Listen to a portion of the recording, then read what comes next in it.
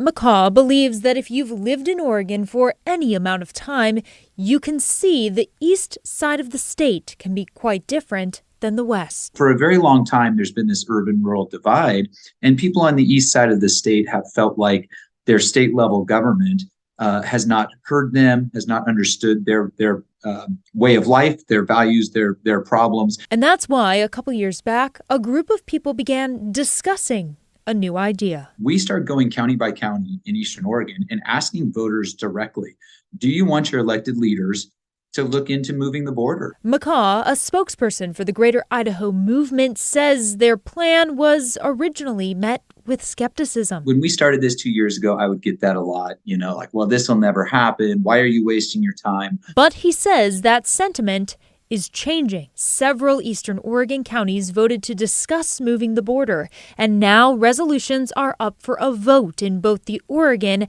and Idaho legislatures. In Idaho Wednesday, the House approved the measure following testimony this week. We want to see the kind of law that reflects faith, family, moral virtue, self-reliance, hard work, the things that Idaho is based on. Why wouldn't we at least want to have a conversation about increasing the size of our state? Not everyone was in favor, as expressed by the House Minority Leader. Have got to learn to get along better and work together better. The answer cannot be to just start carving up the country and redrawing lines that have been in place for a century or more, just so that we can only be surrounded by people that perfectly agree with us. The vote itself doesn't change the border. Full approval by both chambers in both states simply opens the door for serious conversation between the two states about moving the border. I think people in the metropolitan areas tend to look at it in the paper and get a good chuckle out of it.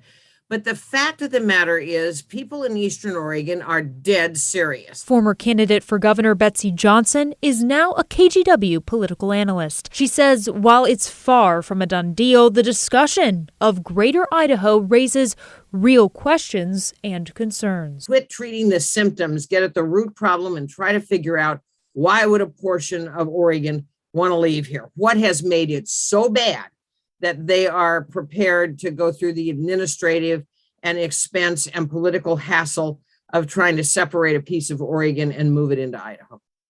Now, in addition to the many technical things that would need sorting out should something progress further down the line, Johnson tells me losing a chunk of the state to neighboring Idaho could have a chilling effect on economic development in Oregon and, in her words, be a national embarrassment with so many dissatisfied here.